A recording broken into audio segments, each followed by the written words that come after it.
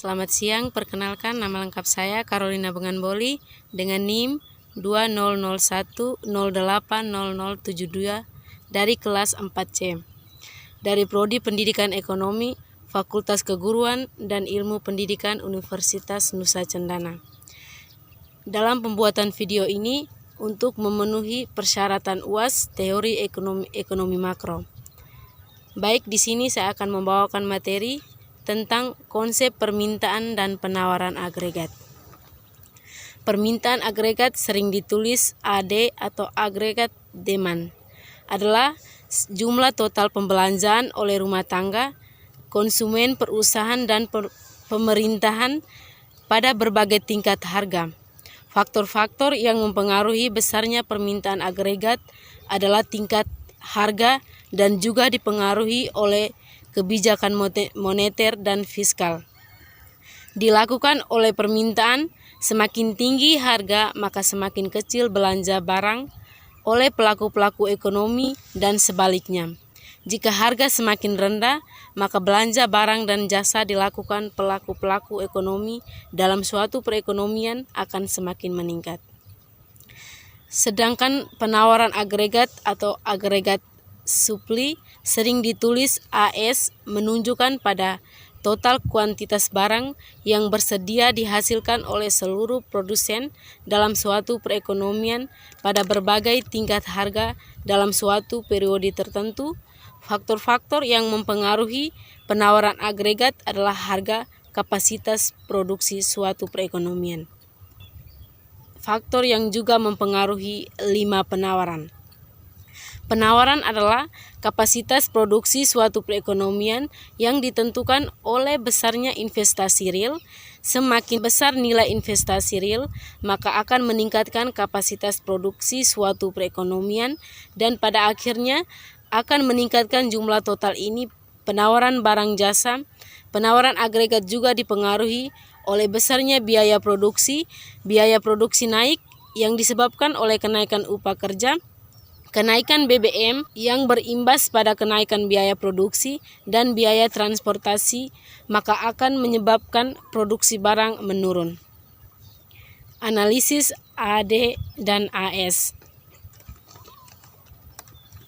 Keseimbangan pasar terjadi pada berpotongan antara penawaran agregat AS dengan permintaan agregat AD yang menentukan besarnya jumlah output total dan harga. Keseimbangan di pasar keseimbangan ekonomi makro merupakan gabungan dari semua harga dan jumlah barang di semua penjual dan pembeli merasa puas dengan transaksi tersebut. Pergeseran dari kurva AD dan AS akan mengubah titik keseimbangan pasar dan pada akhirnya akan mengubah harga dan output total. Keseimbangan kurva AS dan AD berikut ini menjelaskan bagaimana keseimbangan. Gambar kurva menjelaskan bahwa pergeseran AD dan AD akan meningkatkan produksi total dari Q ke Q dan juga meningkatkan harga P ke P. Pergeseran AD bisa terjadi misalnya karena peningkatan belanja pemerintah untuk membiayai proyek-proyek infrastruktur sehingga mendorong pertumbuhan ekonomi dari Q ke Q jauh lebih besar dibandingkan dengan output potensi Q. Namun demikian juga mendorong kenaikan harga lebih tinggi dari P. Menjelaskan mengenai kontraksi ekonomi yang disebabkan misalnya karena penurunan kinerja ekonomi global karena krisis ekonomi akibat kenaikan bahan baku.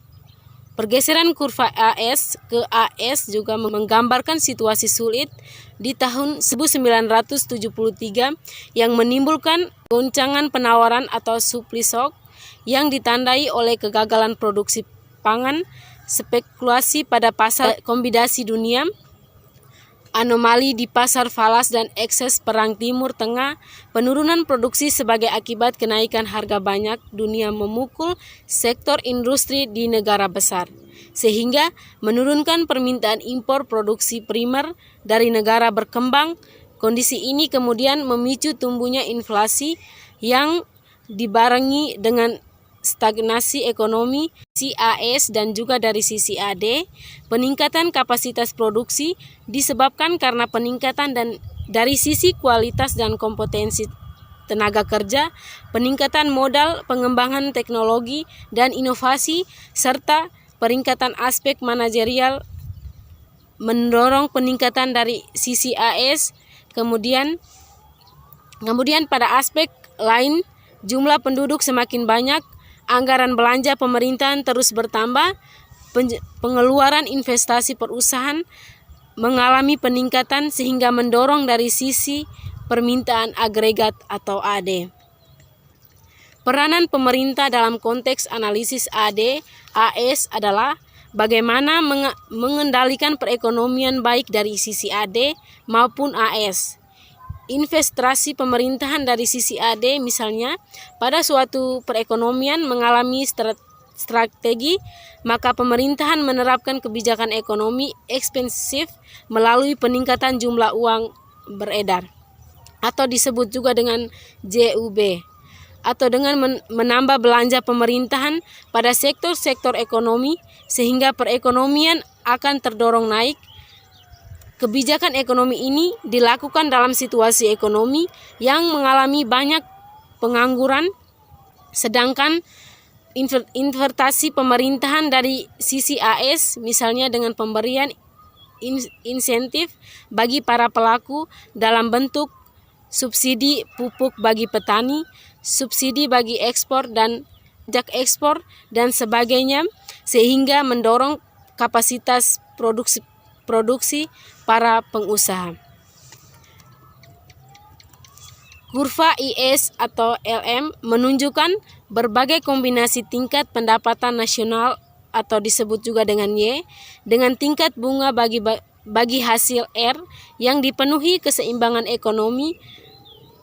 Pasar barang dan pasar uang atau IS adalah kurva yang menunjukkan berbagai alternatif kombinasi tingkat pendapatan nasional dan tingkat bunga yang menunjukkan keseimbangan pada pasar barang, sedangkan LM adalah kurva yang menunjukkan berbagai kombinasi sejahtera antara pendapatan nasional dan tingkat bunga yang menunjukkan berbagai kombinasi keseimbangan pada pasar uang.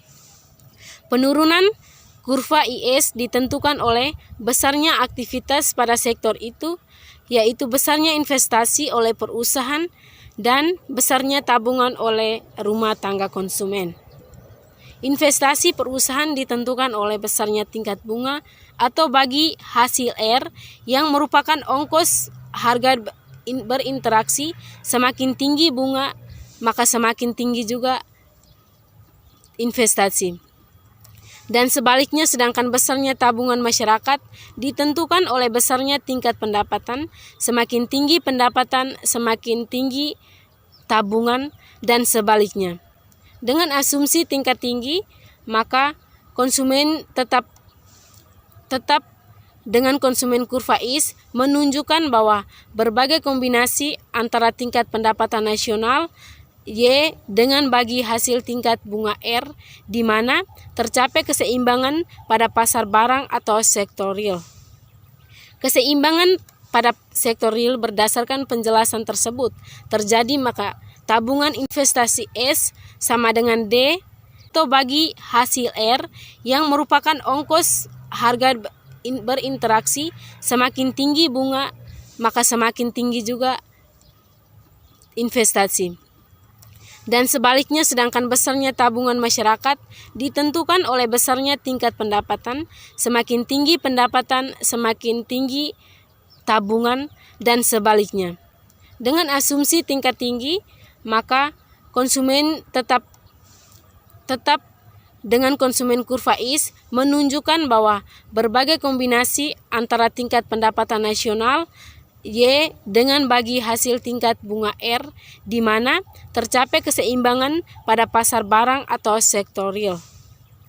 Keseimbangan pada sektor real berdasarkan penjelasan tersebut terjadi maka tabungan investasi S sama dengan D. Formulasi ini sesuai dengan prinsip dalam operasi perbankan dan pertahanan pada umumnya bahwa jumlah dan tabungan, maka nasabah akan masuk harus diselaras dengan besarnya dana pinjaman investasi yang disalurkan pada masyarakat. Jika kondisi ini terwujud, maka akan memberikan pemanfaatan yang tinggi bagi manajemen dan dalam mengelola dana masyarakat. Namun, manakah dana simpanan nasabah itu tidak segera disalahkan di dunia usaha untuk investasi, atau dengan kata lain, besarnya tabungan tidak sama dengan besarnya investasi, maka akan menyebabkan investasi dalam pengelolaan dana masyarakat. Mekanisme penurunan kurva IS dijelaskan dalam kurva investasi. Kurva tabungan yang diturunkan dari fungsi tabungan S yang merupakan tingkat pendapatan nasional bagi hasil yang relatif dan rendah. Kurva LM menunjukkan berbagai kombinasi tingkat pendapatan nasional Y dengan tingkat bunga R, di mana dipenuhi keseimbangan pada pasar uang. Kurva LM terlarang positif dan ditentukan dari keseimbangan antara L atau permintaan uang M atau penawaran yang dijadikan keseimbangan pada pasar uang terjadi manakala permintaan uang sama besarnya dengan penawaran pada besarnya uang, untuk manakala hasil usahanya besar mendapatkan pendapatan yang besar, dan sebaliknya. Namun secara umum investor akan menahan diri untuk berinteraksi manakala menemani lembaga keuangan yang menawarkan biaya dana bagi hasil yang relatif dan rendah. Kurva LM menunjukkan berbagai kombinasi pada pasar uang terjadi permintaan uang sama besarnya dengan penawaran uang. Bagan sebelumnya di atas menjelaskan mengenai kurva, maka dinyatakan fungsi jumlah uang beredar MS, artinya besarnya jumlah uang beredar di masyarakat tergantung besarnya pendapatan nasional atau Y. Semakin tinggi besarnya pendapatan, berarti kebutuhan uang oleh masyarakat semakin tinggi, sehingga otoritas moneter atau bank sentral akan menambah jumlah beredar dan sebaliknya. Pada bagian kiri bawah menjelaskan tentang kurva LM beraleng positif karena permintaan uang masyarakat didorong oleh adanya beberapa motif yang transaksi. Motif berjaga-jaga dan motif spekulasi. Permintaan untuk uang semakin positif karena permintaan uang masyarakat didorong oleh adanya beberapa motif yang transaksi. Motif berjaga-jaga dan motif spekulasi. Permintaan untuk uang semakin meningkat.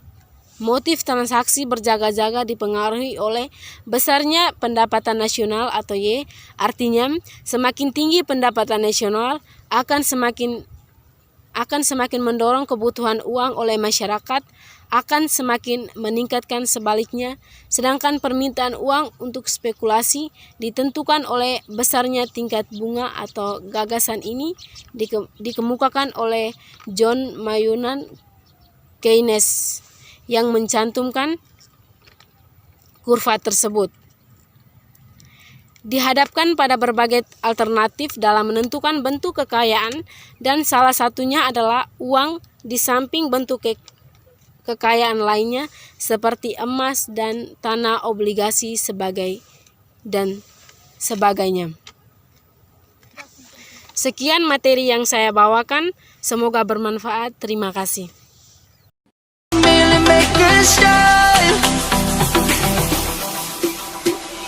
Savannah,